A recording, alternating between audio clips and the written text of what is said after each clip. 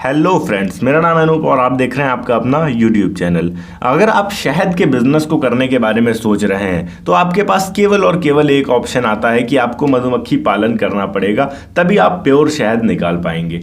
कुछ बेसिक चीज़ें अगर हम मधुमक्खियों के बारे में जानें तो मधुमक्खियों को एक खास तरीके के डिब्बे में पाला जाता है। वो जो बॉक्स होता है उसके अंदर कई प्रकार की मधुमक्खियां होती हैं, मेनली 3 प्रकार की। पहली होती है रानी मधुमक्खी, दूसरे होते हैं वर्कर्स और तीसरे होते हैं मेल्स। रानी मधुमक्खी एक बॉक्स में केवल एक ही होती है। अगर वर्कर्स की बात करें तो वर्कर्स की संख्या 50,000 से लेकर 1.5 लाख तक हो सकती है। वहीं अगर हम मेल्स की बात करें तो एक बॉक्स में मेल की संख्या समथिंग 100 से 300 या 400 तक हो सकती है। मेनली शहद इकट्ठा करने का काम होता है वर्कर्स का, और वर्कर्स ही अपने कॉलोनी के लिए शहद इकट्ठा करके लाते हैं, अपने छत्तों में फिल करते हैं, छत्ता बनाते हैं और उसके बाद हम उसे हार्वेस्ट करते हैं। जो रानी मधुमक्खियां होती हैं वो लगभग 1 साल तक जीवित रहती हैं। जो नर मधुमक्खियां होती हैं वो लगभग 6 महीने तक जीवित रहती हैं, और जो भी वर्कर्स होते हैं उनकी आयु सीमा 1.5 से 2 महीने तक होती है। और अगर हम बात करें इस बिजनेस को अच्छे तरीके से करने के लिए तो या तो आप खुद एक बी कीपर होने चाहिए या फिर आपको बी कीपर हायर करना पड़ेगा इस बिजनेस को स्टार्ट करने के लिए।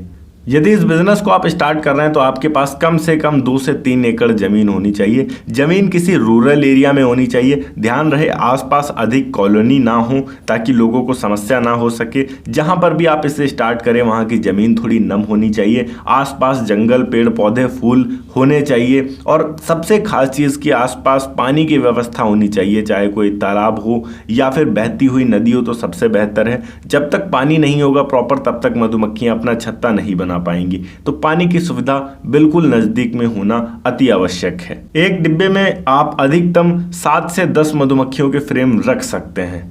हम यहाँ बात करें कि मधुमक्खी 1 साल के अंदर कितनी बार शहद दे सकती है हमें, तो मधुमक्खी के शहद देने की अवधि लगभग 45 से 50 दिन की होती है। इतने टाइम में वो आसानी से शहद तैयार कर लेती है। और शहद कैसा होगा वो सीजन पर डिपेंड करता है कि उस सीजन में कैसे फूल हो रहे हैं, क्योंकि जो भी शहद होता है वो पूरी तरीके से फूलों पर निर्भर होता है। कई बार आपने देखा होगा कि शहद के फ्लेवर्स भी अलग होते हैं। कोई शहद हमें बिल्कुल सफ़ेद दिखाई देता है, कोई शहद ऐसा होता है कि जिसमें हमें पीलापन दिखाई देता है, कोई शहद ऐसा होता है जो हल्का ऑरेंज टाइप होता है।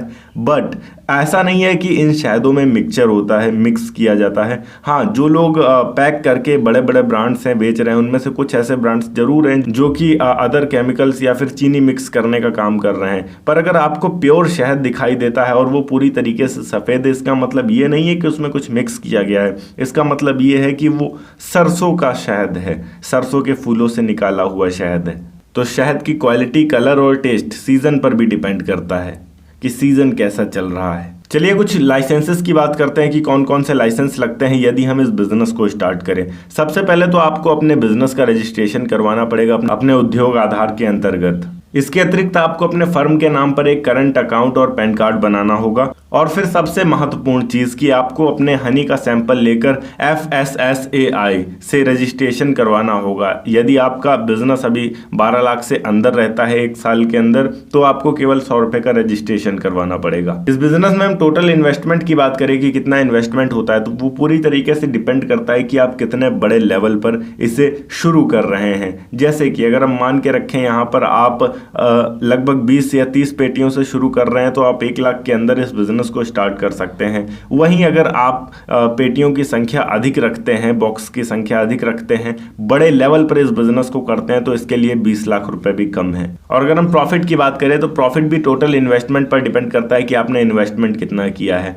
जितने ज़्यादा बॉक्स होंगे उतना ज़्यादा प्रॉफिट होगा आपका। एक बॉक्स जब हार्वेस्ट होता है तो उसमें आप 2.5 से 3 हज़ार रुपये का प्रॉफिट आसानी से ले सकते हैं। और ये हार्वेस्टिंग लगभग 50-50 दिनों के अंतराल में होती रहेगी, तो आपका प्रॉफिट भी होता रहेगा।